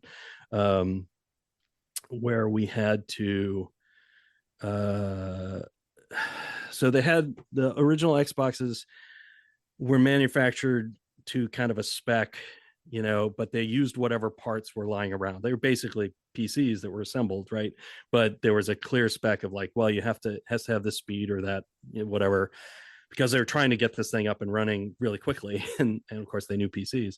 But unfortunately, one of the hard drives they sourced was this, the notorious Thompson drive. And the Thompson drive was way slower than any of the other drives, but you still had to hit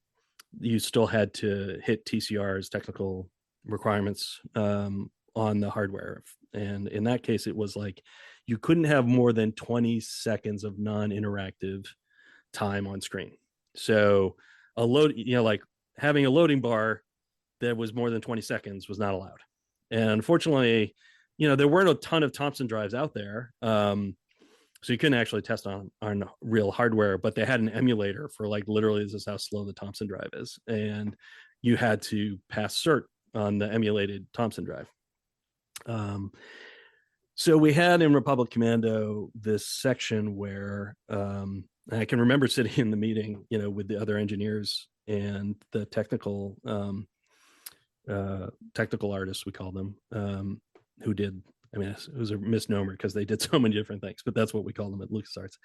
And we're sitting there like, well, we're not going to pass cert to install all this stuff on the Thompson drive. And, because we're really pushing it and it's going to be hard to even make it on the regular drives.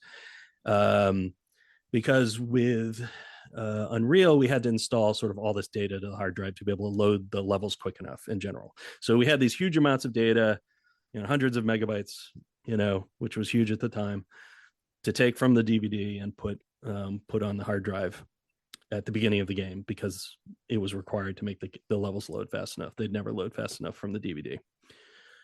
So that was honestly a non-technical solve in a way, because I just sat there and I said, well, how fast, what's the read rate on the drive? I was in the meeting. Okay, the read rate is this. And we need to move this much memory. That means it would take whatever, 2.5 minutes, or 4 minutes or whatever it is, to move that data to the drive. So we need something that's that long to cover that. And that's how the intro to Republic Commando happened. We basically, those guys I said, okay, what we need is an interactive sequence that is, so a level basically that is this long and has no more than X amount of assets, because we'd have to preload those things onto the drive. That would be the first load, would be like, okay, load these things onto the drive, and then load that level. And while that level plays, stream everything else from the DVD to the hard drive. And it wasn't really, like I said, it wasn't a technical solve, but we had no plans. The game was just going to start on Geonosis. And with that, the game started instead when you were getting born as a clone in, I don't know, some Camino, test tube or something like that. We invented all that stuff. Purely just Jeremy Talbot, who we interviewed. Adam. I can't remember Adam's last name, but Adam and Jeremy took that and just like, they're like, got it. Know what we got to do. Got a brief, solve the problem. So that was one that was an interesting, because it was a technical problem that, the best technical solutions honestly involve offloading it to other departments.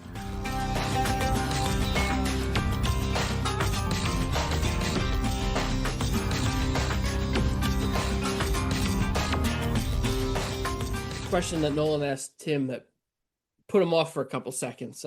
Oh, okay. I look forward to it. All right. What is the philosophy of your podcast? The philosophy of our podcast.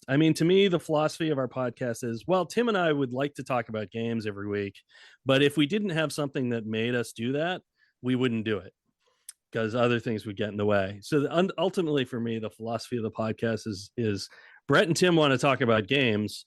They need a structure in which to do that because otherwise, it's just not enough time, particularly in Tim's life right now, for that to happen. So I end up doing all the production work just to enable me to talk to Tim for an hour each week about a game. So he doesn't pay you that much. No, not that much. Not that much. I get all the ad revenue, so it works out. But yeah, I mean, it really just is that it grew out of something we did at LucasArts. There was an email list there called LEC, Lucas Entertainment Company, Game Theory, which was a very highfalutin academic way to talk about, hey, let's get together and talk about one of the important games that has come out recently.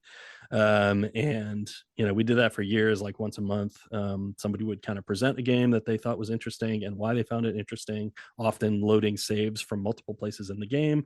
And then we just, those people who had played it would talk about it, and people who hadn't had a chance to play it would ask questions. And that was kind of a monthly thing. And it was just something we wanted to try doing, and we just kept doing it. So do you have a goal for the podcast? No, I have no goals. I had no goals when we started the podcast. I mean, it's remarkable to me that anybody listens to it. So I've never really had any. I don't really like I don't think too much about the product that's going to come out when I'm working on a game. I often don't actually think about people listening to the podcast after it's until I actually am editing it and doing the show notes and all that stuff. It's kind of like, and I only extremely lightly edit the podcast.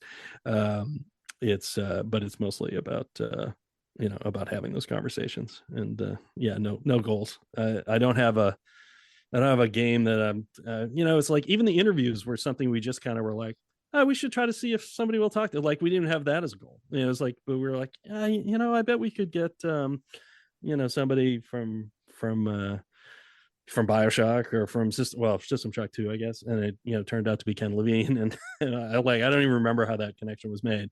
So it was like, oh, I guess we should try to do that again in the future,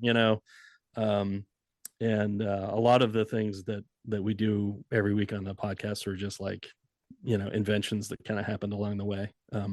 I do the different outro every week. Tim finally was like, I finally realized why you do that. He's like, you do that so people listen till the end. I was like, yeah, Tim, you gotta have a little button on the end, and then people listen to the end. So anyway, it's stuff like that. Have you learned anything from podcasting that changed your game development? Doing this podcast, certainly specifically, I definitely have learned about, it's definitely times when we'll play something and I'll be like, I can totally use that. Like it never occurred to me. It's hard to pick out one thing because it's all just kind of a big melange, of my life experience. But there are definitely times when we're playing something, and this is less true the later I get in my career, but definitely earlier in my career, I would play things and you'd go, man, I wonder how they did that, and I still have moments like that, now where, we're playing Fez, which again, will kind of date this. And I still remember playing that the first time and just being like, how did he make this work this way? Renaud Bedard, and I know that he has some articles about that. And I did read those back, when he wrote them. I think I had him in my RSS feeds at the time, but so I definitely have moments like that where it engages my curiosity to that level. Like, how was that achieved? But with the amount of experience I have at this point, I don't typically draw a technical lesson. So it is more of just a design, things that I find rewarding in how games are designed that I guess I get from it. And so then it just kind of informs how I feedback to what we work on. So it's not like a one-to-one. It's more like, hey, I've developed this mental muscle about how I think about things critically, and I can apply that to my work on a daily basis. Question for you from Tim, your co-host. Oh, yeah. Do you take a lot of notes while playing? It depends on the game. I don't typically, though. I mean, as comes up often, like I took a bunch of notes on Fez, but it was because he was traveling, and so I was like, I'm gonna forget this in 2 weeks. So it's often like if I know there's gonna be a hole in the schedule, I will take a lot of notes because I'll be lost otherwise. I typically take just like a few notes, but historically I've been able to rely a lot on my memory, and Tim is not. So Tim takes a ton of notes because he will forget, and I honestly just will. I will remember and just riff off of whatever Tim's saying, and and the things that he wants to talk about. We talked before the show as well about topics, and I usually do have some of those prepared, but they aren't really notes. It's more like I sit down 20 minutes before we're going to record, and I jot down a few things of like, oh yeah, we should talk about this or that. And if I do feel like there's a particular insight that I want to talk about, I will have drawn that at the time. So, for example, when we talked most recently, I walked through how I solved the puzzle. I was like, we should talk about this because we don't do a lot of puzzle games, and like, what is the pleasure I find in this moment? And what are the steps I take to solve this particular puzzle is really illustrative of what it feels like to solve a puzzle. And because we haven't done a lot of those sorts of games, where it's sort of like the more action ones, it's like, well, there were some story bits and then I did the action thing and then, some more story bits or whatever. It's kind of like, oh, okay, well, I can kind of talk about any of that part of it. Like a Far Cry or whatever. It's like, okay, I understand the systems here and I will remember anecdotes in the moment and I don't have to rely on notes for that. So yeah, Tim takes notes, but I take very few. That was his prediction, by the way. Yeah, I'm sure it was. Yeah. He knows. Sometimes we talk about it afterwards, like, oh yeah, I was glad you brought up X because it made me think of Y. So yeah. What have you learned from your listeners, your emailers, or the feedback you've gotten? It's really gratifying that, I mean, certainly that people listen at all, but I love when people are engaged and have thoughts or opinions. I think for me it's really I definitely learned things that are alien from my perspective. As a person who didn't have consoles and things growing up, like to me, Nintendo was the thing I encountered, when the GameCube came out, or maybe I guess a little bit on the N64. But like some of these classic carts, I always say now, like if we're going to do a Nintendo game, like, okay, well, the listenership is going to go up and we're going to get way more emails. So we got to plan for that. And that's really wild. It kind of has actually given me it's made me able to appreciate like, oh, okay, this is actually the demographic who listens to the show. Like these are because the ones where we get the most email or the most disagreement, or even just anecdotes about like, oh, I was this age when this came out and I played it in this way. Like I've really gotten a sense of like, oh, these are who are listening. So in some sense, these are the people who were playing games, like, and who have, we don't get emails from a lot of people who are older than I am, like maybe never. And so it really kind of like the emails in particular zero in on the demographic. But I've learned tons, being in the Discord on a daily basis, of just people's opinions, what they look for in games, like things that I don't always find rewarding, but some people do, or the converse. We will continue, I guess, to disagree about Blueprints, for example, because I did really love what I played of that game so far, and I'm going to play a lot more. So it's that too. I mean, whenever you're talking about a work of creativity, a book, a movie, music, whatever, you're going to learn things about people, and therefore people as individuals, but therefore about people as a group, that are really, really interesting. And for me, can also feedback, like I said, into when we play the games, like, oh, we have a moment here that in something that we're working on where it will pay off with this kind of person, but it's not going to pay off for this kind of person.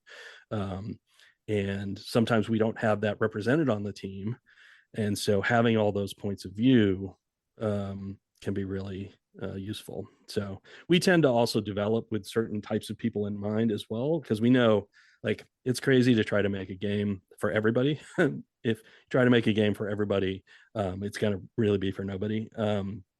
So we actually, Tim, typically with Harley or somebody else on the team, will work on like what we call personas, which are specific people, like I mean, they literally come up with names for these people, like how old they are. I mean, they're like meant to represent a specific kind of person, but like to be very specific. Like this is, I don't know, Brianna, she's 32.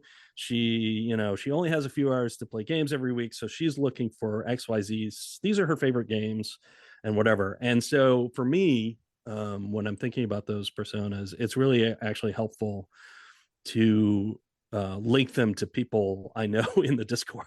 It's like, okay, this is a calamity, which is what I say about a lot of things. Honestly, this is a calamity. Not a great way to describe your game, but No, it's the player.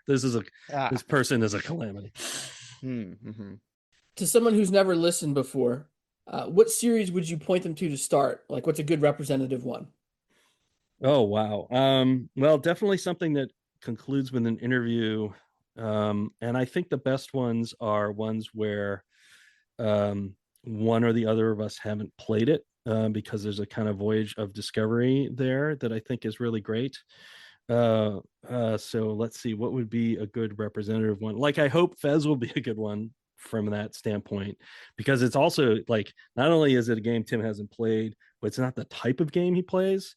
So it's really interesting and it's one that I really love. So it's like, oh, it's a really interesting one for me because I'm trying to introduce him to him, and I'm not trying to convince him. Like, he's going to have the feelings he's going to have, but I'm very curious when those things happen. Like, okay, why isn't this connecting with Tim?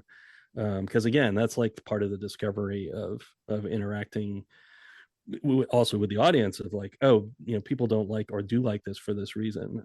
So those are often really interesting from that standpoint. So like, even like the early, like Final Fantasy 9 was a great one for that, because he'd never played any JRPGs, and I mean, to be fair, he sort of hasn't still, in the ways that he plays them, but because he puts on these like incredible experience multipliers or whatever. Okay, I played it back when it was a thing you could actually play to, and it didn't play for you, but whatever. So I mean, that's actually a really interesting one. There's no interview, but having him encounter the magic, like, oh, I see, what you see in these, was really fun in that one. So that's one I would think about for sure. And that was like our third game, so God, that's going back a ways. There are definitely others. Sometimes I wish we would play games that are more recent. We don't, just because those people are still active in the industry, or maybe working on something right now, and this wasn't that long ago. But I'd love to play, and talk about something like Alien Isolation with him, because I know we both played it. And there's some great things in that game, and I'd love to talk about them, but unfortunately they're older. I know you said short questions, but here I go.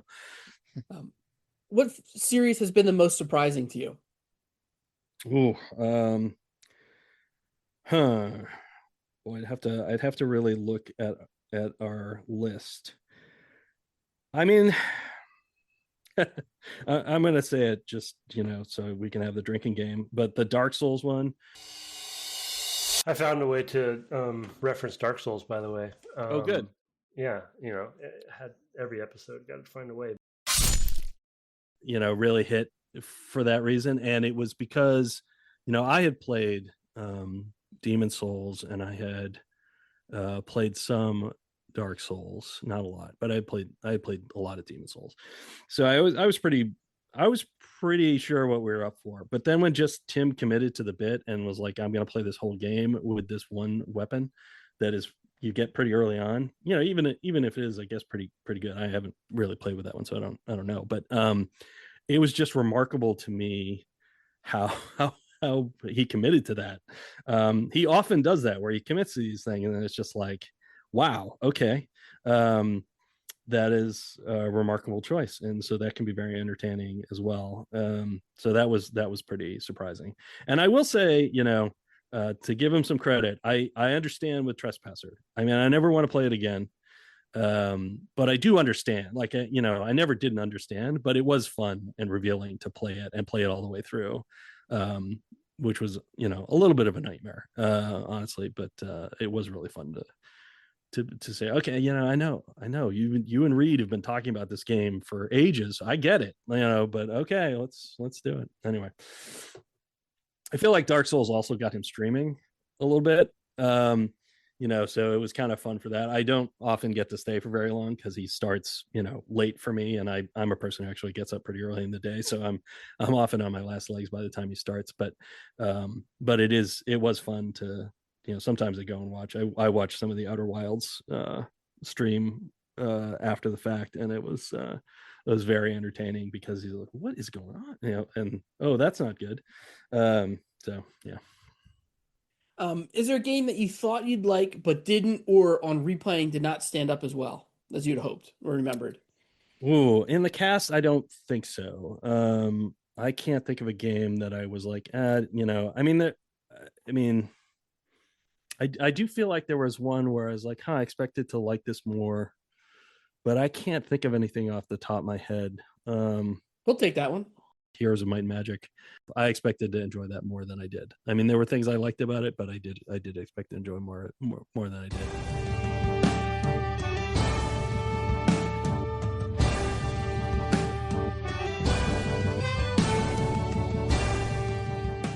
What's a pillar or a takeaway that you want listeners to have? A pillar. So a pillar that people take from the podcast. For me, I think the most important pillar is that games are worthy of deep inspection and discussion, and they're actually more fun to do with others. Like it is such a solo hobby most of the time. I mean, other than, I don't know, your MMOs and certain multiplayer experiences, but for the most part, they are things we do alone, which is not actually how the hobby started. Another thing that changed. Back when the graphics were really poor, we had to get a lot more fun out of playing with other people near you, like Atari system or whatever. But yeah, I mean, I think it is. They reward the same kind of deep discussion and thought that that other media do. Because people make them, people are reflected in them, and you can learn a lot about yourself as well through that. You've done over 400 episodes. It seems like you guys continue to enjoy it, but in the past you've hinted that somewhere in the 500s might be the end. Would you prefer to just end it or to wind down slowly? I think I would probably just end it.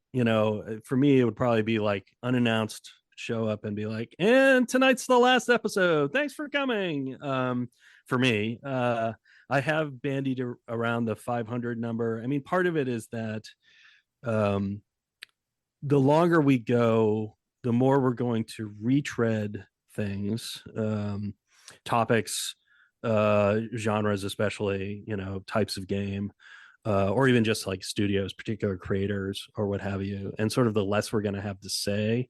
Even when we do multiple games, from a particular year, I feel like we repeat ourselves to some degree. So I do feel like there will come a breaking point where it's like, yep. And, now we're mostly just rehashing things we've said before. So I think that's a risk. And the other risk is that while we get a lot of recommendations from people of games that we haven't played, usually we've heard of them, or it's not so much that we've heard of them. It's that one of us has played it or remember it fondly, and think that there's going to be something there. And there are games where, we get recommendations where it's like neither one of us have played. So we don't really know what to expect. The games end up in some cases being way more involved. So we'll try these things and it's like, okay, I don't know that there's like, I'm glad that this was somebody's favorite game, but it's not like it's not necessarily going to be interesting to us. And the more we've kind of plumbed things that we know are good, or one of us thinks is good and worthy of playing, the harder it gets to like find those things that we think are going to add additional illustration. So I just feel like there's a point at which it's like, I'm not sure what we play next. And we always find things to play, but there's going to be a point at which it's like, well, okay, yeah, but that's also playing something we played, this one of, and this one of, and that one of. And what new do we have to add, about that conversation? So we'll end up having to do racing and fighting games, and who wants that? Trespasser revenge question. What game Okay. do you want to make Tim play? That's a tough one. I mean, we did play Final Fantasy 9 really early. The problem is like I don't have a game that I'm like, oh, this is really good, and um, that it would be excruciating to play. I think for me the probably the series I think about the most is like Assassin's Creed, where I really like a lot. I mean, I've played tons of entries of that series, and I really like them. They are not how would I put this? I would say that the conversational nuggets that would come out of it are not densely packed. It is not a compact experience. The whole package is long, and in my case, like having played so many of them, like some of the things I find really interesting is how it iterates over time. So like going from the first one to like the trilogy that was AC2 or whatever, the Ezio games, like there are huge things that changed there, and then there is another big change with I think Unity. They changed like how you moved around, and then they went back in time further with the Greek one and all that stuff, and so it's like that whole history is like really interesting to me. So the real answer is like I would like us to play all of Assassin's Creed, which would probably take us another 400 episodes, so we'd be well covered. But I would not put him through that. He would hate it. Curse of having good taste. I know. Guess you could switch to units, you're spending the next year on this series, but Yeah. change into something else. Yeah. Yeah. And I offered this to Tim as well, but anytime you need me to take over as co-host, I'm willing to step in. Oh, okay. Thanks. Appreciate it.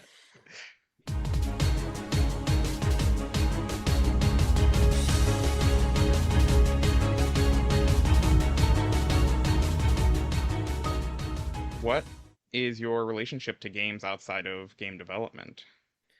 I play them a fair amount. I actually play them almost entirely solo. I prefer that. I don't tend to like um, multiplayer games because they tend to be very combat focused, and it's not even a skills thing anymore. It's more of a like it kind of makes me feel a little squicky with I don't know, gun games that are online and stuff like that. So I never play anything like that anymore. I play entirely console, which was not how I was up until about whatever 2000 or 2001, whatever. Whenever we got that PS2 at LucasArts, I guess that was 2000. I switched and became a console player for life. But I tend to go and play like one thing at a time to death. Like I recently played that Return to Moria that he had recommended, and I was like, actually, this really is for Minecraft. Like this is actually what I want, is this kind of experience. It was almost like it sort of had like a Dark Cloud vibe of like, and here's this activity you do here, and it's very like it's like you make your base, and instead of just kind of randomly doing that anywhere in Minecraft where you're like, what do I even build? It's like, oh, I know I want to build one of these, and I want to upgrade this thing, and I want blah blah blah blah blah. And I played that thing to death, and that's why I have all these platinum trophies, is because I tend to spend time doing those things. And I do tend to go on little jags where I'll play multiple of a game. So I'm playing through some of the Wolfenstein games now from Machine Games, who were colleagues, when I was at Bethesda. So I know some of the people who work there, especially Yim Kellen, who's the CTO or technical director or whatever his title is over there. And I will just, I love those games. I don't like to shoot actual real people online, but I always have fun killing Nazis, so that's good. And then I do like to, so I have a PlayStation Plus account, and so I like to see whatever's just kind of like leaving, and like, oh yeah, I heard of that one, I should check that out, and like kind of that's how I get kind of random games. Aside, I rarely buy games much anymore. I mean, they're not never, but it's rarer now. I have a huge library of games, and I kind of like am at the point of like, oh my god, I have so many games. Like, if no games ever came out again, I'd still have enough games to play into my grave. So so what are we doing here? And it takes increasing amounts of space in my house, even to keep the console ones, which have, I threw out all my old PC boxes, but I kept all the discs and stuff. It's silly. I could just buy all that stuff for pennies on GOG or whatever. But except for No One Lives Forever, 1 and 2, gotta hold on to those because they are nobody. You can't. I guess they're probably out there on abandonware sites, but I don't want to play them that way. Yeah, so my gaming habits are, I typically, if I get really engaged with a game, I will fit it in some in the morning, some in the evening, and we'll play it a lot. We'll find any idle moment to do so. Otherwise, I'll just kind of play a little bit here, play a little bit there. So, yeah. We like to ask our guests, as much as they are willing to share, what support mechanisms you have in place in life. Support mechanisms. I mean, I have a lot of things that I do for my own mental health that are reflective. I've had periods of time in my life where I meditate. I'm not doing that currently, but I have had times when I do it. I do exercise, and I find that's really useful for me, but they all tend to be fairly solo experiences as well. I do actually find that, reading is also that for me. It keeps me engaged with humanity in that way, even though I'm a bit of a hermit.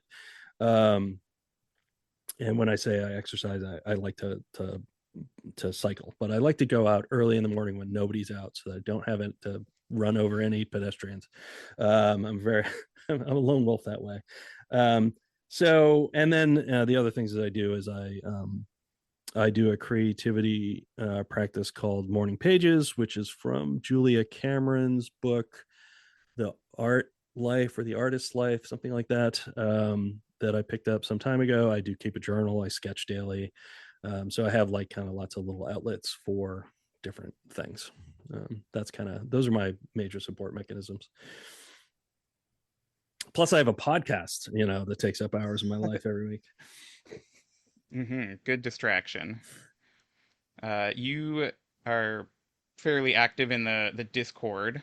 Do you have any thoughts on that, and any suggestions for improvements? Yeah, I mean, the Discord has like the right amount of activity for me. I've definitely, I've tried joining other Discords and been like, oh my God, there are people in here.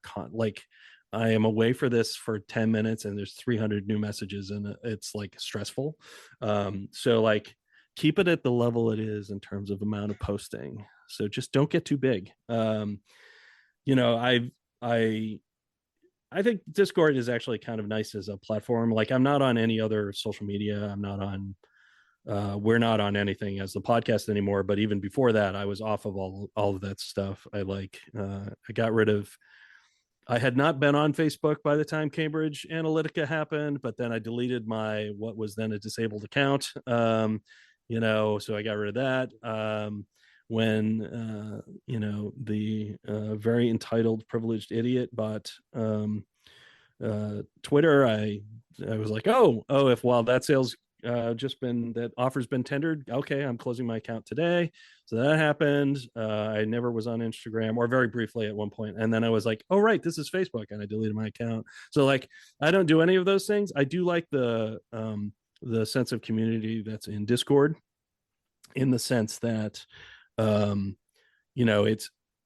it's not like, I know that if somebody's going to respond to my post, it's not some rando, it's somebody who's here. That's the thing I really like about it. I mean, granted, it's like any other sort of online social experience, in the sense that, well, somebody could come later and these things could be taken out of context and out of time, but that doesn't tend to really happen in Discord. I think it's honestly too much work, probably, to go back and find that stuff.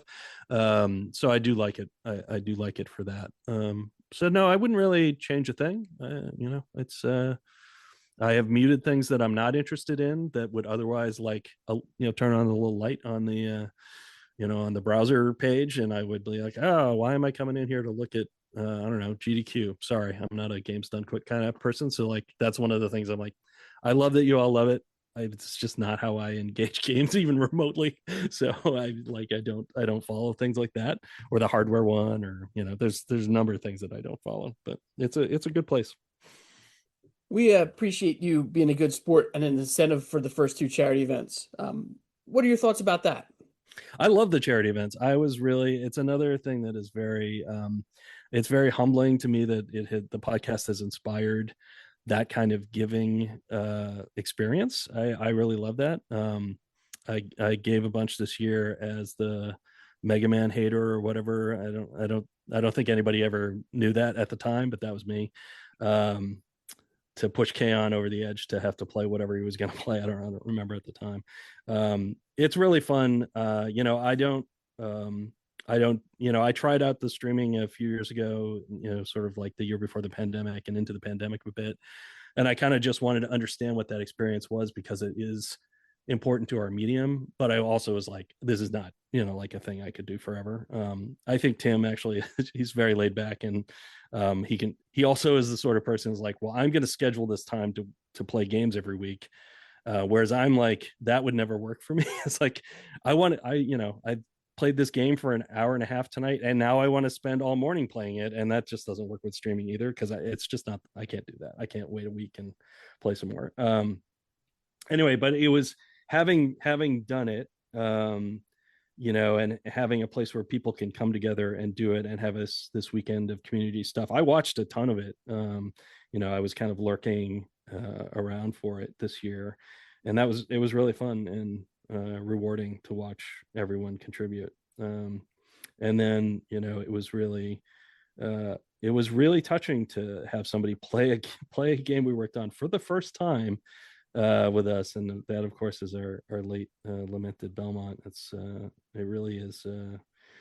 That was really a remarkable experience, and I say humbling all the time, but it really is humbling to me. Like, when I was growing up, this was like this kind of interaction with art and craft, and making things that people enjoyed was not a thing that I thought was going to be in my life. I mean, I didn't have the sense that of course people did that, like you don't when you're a kid, and my dad was a guy who put on a suit every day, and he would say to me, well, you're going to have to put a suit on every day and go to work. And I've never had to wear a tie to work, Dad. I keep waiting. But it's not something I ever expected to be in my life.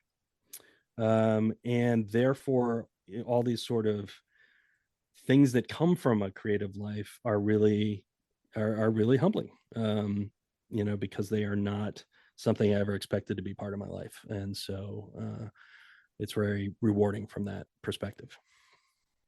And the event is really part of that as well. And it is, it goes towards something that, is important to us. We wish our industry would take more seriously. So, it's that too. We are very appreciative that you have been involved in the last two, and hope that you will maintain being a stretch goal for us moving forward. I'm sure we will. And I know we have to do like a live recording of the podcast at some point. You gotta remind me about that every now and again, because I will forget, because it's May. So yeah. Brett, I want to thank you so much for giving up a couple hours of your time to be interviewed by two knuckleheads here. That's what we do here at Dev Game Club. It's all knucklehead, knucklehead everything. Knucklehead stealth to knucklehead. That's right. Thank you so much. It was a real pleasure. I really enjoyed the conversation. Yeah, and we hope, as I said before, that there's still a bunch more game series for you to play, and a whole bunch more interviews for Nolan and I to get to. Yeah. Is there anything you'd like to plug or tell people where to find you other than the Discord for the podcast? No, that's really the only place you can find me these days, honestly. I mean, the podcast and being in the Discord are kind of my only public facing things I do anymore. Please don't come to my house. I mean, you're all nice and everything, but geez, that would be weird. So yeah, I mean, that's the place to find me. And that's, it does let me engage when I have the time to engage, which is another key key part of that. Where Tim is a very busy person, I'm very busy in my own way, and being able to choose how I interact with that part of life is a good way for me to interact with the world, I guess. And someday, hopefully, we'll have a Twin Suns game you can all purchase. But I'm not making any predictions of when. It is a rough industry out there right now. Nolan, go ahead and plug your stuff, bud. Sure, you can find me on Twitch at twitch.tv/calamitynolan, and you can play my games at upatnight.games. All right, thanks again, Brett. Thank you. Thanks for listening to this episode of Discord Game Club, Just Rhetoric. We want to thank Brett and Tim for making the Dev Game Club podcast and for giving us a slot in their release feed. We also want to thank Mark and Artemage for starting the Discord Game Club podcast. Go listen to those episodes if you haven't already. If you'd like to hear more interviews like these, let us know. You can find us in the Dev Game Club Discord, where Calamity Nolan and Biostats. Goodbye!